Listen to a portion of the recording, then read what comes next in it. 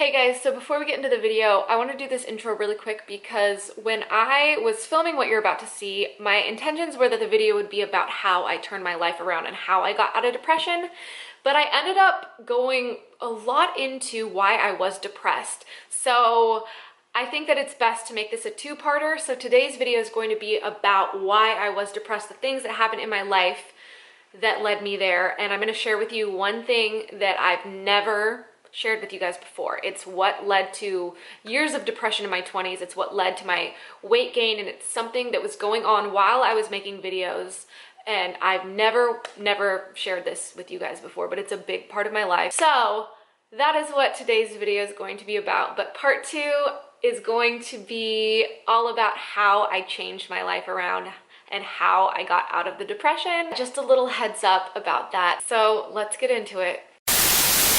Hey guys, so for today's video, I'm going to be talking about how I have completely turned my life around 100%. The person I was several years back, you would not recognize compared to who I am today. I got out of depression.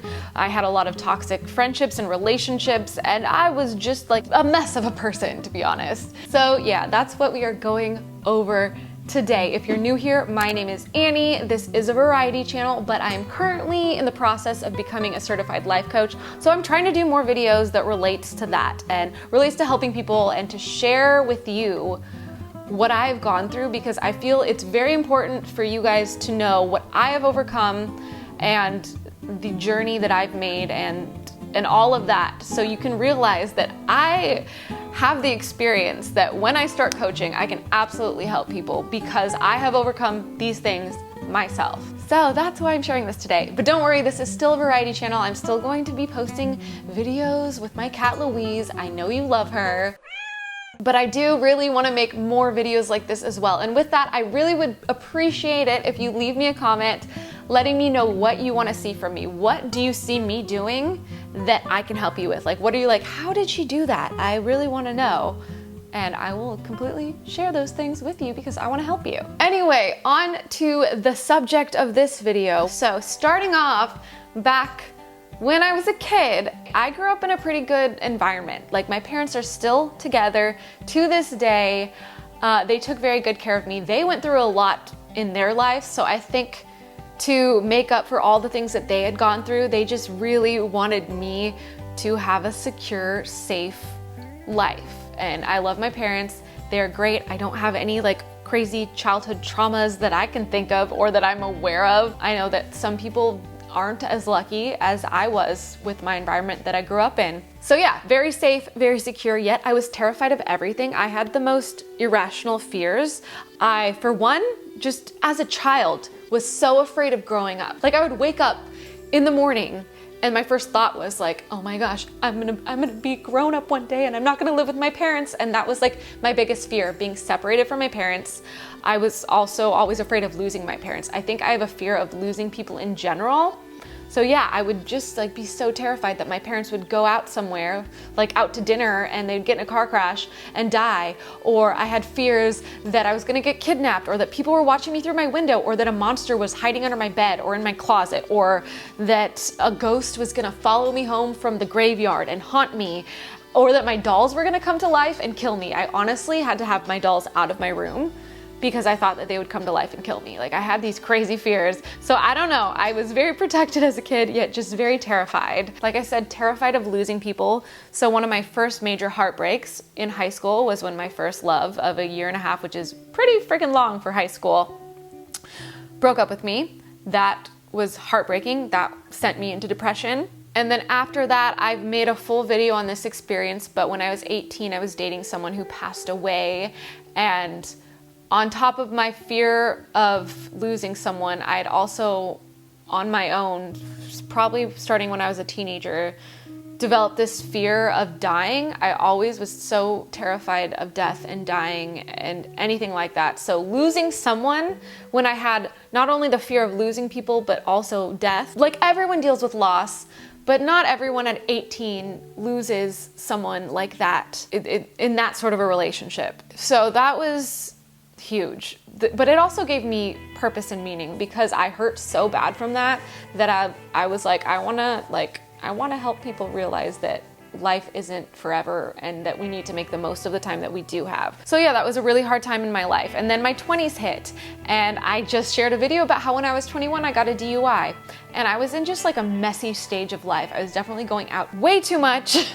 Yeah, not proud of that time in my life, but it happened. That was too much drinking, which drinking is definitely, if you have depression, drinking does not help. People drink to numb, but that just tends to make you more depressed. Then I moved to LA, and LA was fun at first, but that is when my massive major depression and weight gain took place in LA when I moved here. And I haven't told you much about any of that because I just haven't felt comfortable, and I'm still not gonna share the full story. But I'm finally gonna tell you guys that I was in a 5+ year, definitely over 5 year, on and off relationship with an alcoholic. And I've never openly admitted that to you guys. For one, because I was embarrassed back then, very embarrassed. I didn't want my family to know about that. My friends thought I was a crazy idiot for sticking around with someone who was an alcoholic. And it was just a very bad situation. And I just felt like I just needed to save him all the time. And it was life sucking and hard. And another reason I don't want to go into all of the details, because he is sober now and he has worked hard to turn his life around, and it's his story to tell. I don't want to throw him under the bus, but I will tell you guys, my audience, that it was very hard being with an active alcoholic, and his active alcoholism was a span of 5 years that I stuck around for, on and off, but pretty much, yeah, I stuck around for it, and it was very hard. That is why I gained the weight. That's why every time I talk about my depression and gaining weight, it was all from that time in my life.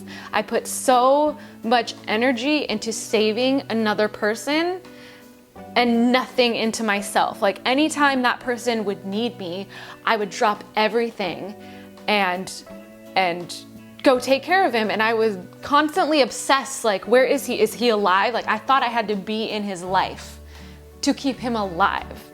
So yeah, I completely lost all respect for myself and was not taking care of myself. And that led to a lot of stress and a lot of depression. And it was a horrible time in my life. And no, I'm not an alcoholic, but when I would get stressed, I would have like half a bottle of wine at night and do that almost every night because, like, oh my gosh, it's been such a stressful day. I just need to like numb out and watch Netflix and drink a half a bottle of wine so I don't have to think about all of this stuff anymore. And that's also another huge reason why I gained 20 to 30 pounds back then, because half a bottle of wine at night, that's not healthy. That's not good for anything, and just the stress overall.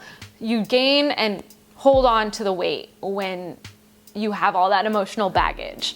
Yeah, so I've never told you guys that. I have been making videos throughout all that time. If you go, please don't go and look at my old videos because it was a bad time. And when I watch them, I can see how miserable I was.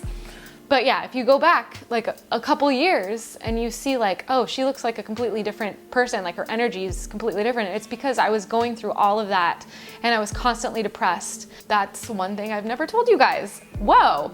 But like I said, I don't feel comfortable going into all of the details because he's been sober for years now, and it's not my story to tell. But I think I'm okay with all of the information I just shared with you. It might sound weird to some of you, but losing Chris when I was 18 years old, that was really hard.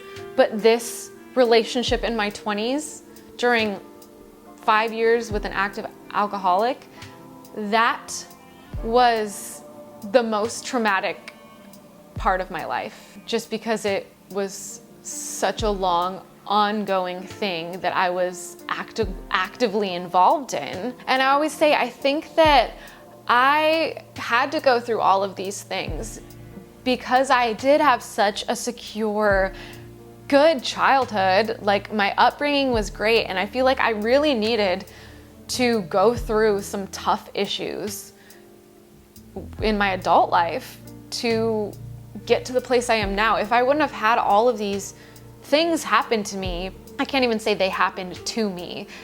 things happen in my life. I believe that everything happens for a reason. And, you know, back then during all those hard times, it felt hopeless, but now being on the other side, I'm like, I'm grateful for everything that I've gone through. Whew, yeah, so that kind of stopped a little abruptly because I went on for another 20 minutes on how I turned my life around from there, which will be part 2, and I might be refilming it just so I'm super crystal clear on my pointers, because I put so much energy into the part that you just watched, although it was pretty vague. Like, obviously I couldn't go into all of the details because that was 5 years. That was a 5-year span of time, and a lot happened in that time, but you get the gist of it. And maybe there are some of you out there who have dealt with a similar situation, and now you can relate to me on that.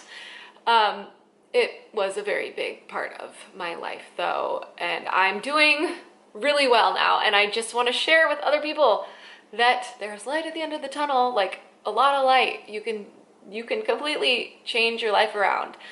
Whew. So that's gonna be the next video though. I hope you enjoyed this one. Maybe you understand me a little more.